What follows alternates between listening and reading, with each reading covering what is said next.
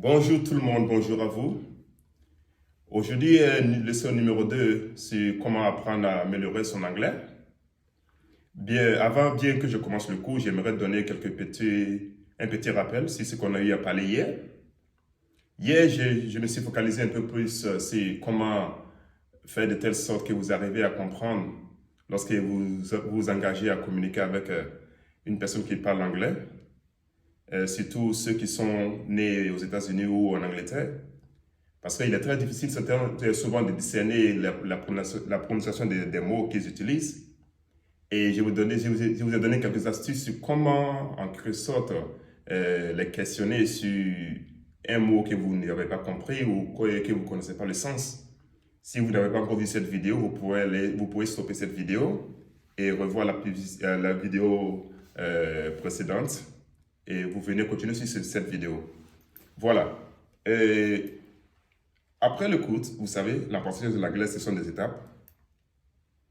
Plus vous écoutez plus, et ça va vous donner cette envie de vouloir à tout prix la parler, parce que vous serez familier à certains mots. Mais aujourd'hui, nous allons nous focaliser sur la lecture. Il ne s'agit pas de n'importe quelle lecture, il s'agit de lire à haute voix. Lire à haute voix est très important parce que il y a certaines personnes qui arrivent, lorsqu'ils écoutent quelque chose ou lorsqu'ils entendent certaines personnes parler, ils arrivent à comprendre, mais ils ne peuvent pas répondre. Ça, c'est une habitude que vous devez cultiver en vous. Et pour arriver à vous exprimer sans des petites choses qui vont vous râler, la lecture est très importante. Mais il ne s'agit pas d'une lecture silencieuse. Il s'agit d'une lecture à haute voix. Et d'ici là, je vais mettre une lecture, je vais la présenter à l'écran, comme ça vous allez suivre avec moi. Nous allons lire. Mais pour ceux qui veulent juste commencer, je vous recommande à ce que vous cherchiez une lecture, en fait un test qui est très simple. Un test dont vous connaissez presque tous les mots. Lisez-la à haute voix. Et avant que vous lisez à haute voix, essayez d'enregistrer votre voix à vous-même. Et lorsque vous allez finir la lecture, essayez de vous en écouter. Et c'est à partir de cela que vous allez comprendre si vous allez prononcer certains mots normalement ou pas. Lorsque vous faites ça au moins une fois par jour, vous allez commencer à vous habituer à vouloir vous exprimer. Et les choses vont venir naturellement. Bon, je vais commencer la lecture d'ici là maintenant. Voilà, merci. Ok, comme je l'avais dit, voilà ce test. Nous allons la lire ensemble. Et nous allons la lire à haute voix. Et avant de commencer de lire ce test, je recommande à ce que vous enregistrez votre voix vous-même. Ça va vous permettre de discerner certains mots et ça va vous permettre de comprendre si vous allez prononcer certains mots correctement ou pas. Et voilà, nous allons commencer. Billy always listens to his mother. He always does what she says. If his mother says, brush your teeth, Billy brushes his teeth. If his mother says, go to bed, Billy goes to bed. Billy is a very good boy. A good boy listens to his mother. His mother doesn't have to ask him again. She asked him to do something one time, and she doesn't ask again. Billy is a good boy. He does what his mother asked the first time. She doesn't have to ask again. She tells Billy, you are my best child. Of course, Billy is her best child. Billy is her only child. Voilà, c'est le test comme ça.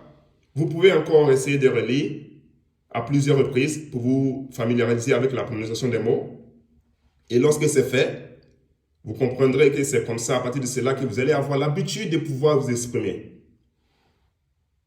Voilà. Croyez-moi, si vous vous appliquez à lire chaque jour à haute voix, un petit test, choisissez un test dont vous comprenez le sens des mots.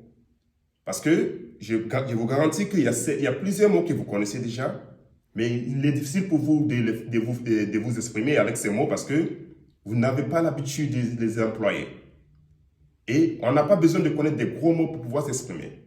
Non. Lisez à haute voix à plusieurs reprises, enregistrez votre voix, réécoutez, réessayez, réenregistrez, relisez. Et vous allez remarquer qu'à un certain temps, lorsque vous voulez dire quelque chose, ça va venir naturellement. Ce genre de leçons que je donne, en fait, il est très facile, la plupart du temps à l'école, Lorsque vous apprenez la grammaire, on vous montre ce qu'il faut faire. La grammaire, c'est comme les mathématiques. 1 plus 1 est égal à B. Donc, il y a certaines personnes qui sont très forts en grammaire, mais ils ont du mal à s'exprimer. Parce que pourquoi? Ils n'apprennent pas comment on s'exprime. Et ils n'arrivent pas à mémoriser, comment on appelle, certaines tactiques pour apprendre à s'exprimer. Vous pouvez lire des romans silencieusement, mais je vous garantis que si vous lisez certaines choses, même des petits tests à haute voix à plusieurs reprises, vous allez vous améliorer. Et vous allez commencer à dire, mais on dirait que je lis bien, on dirait que je parle très bien. Voilà, c'est tout pour la leçon d'aujourd'hui. J'espère que vous allez appliquer ça et on se retrouve à demain. Merci.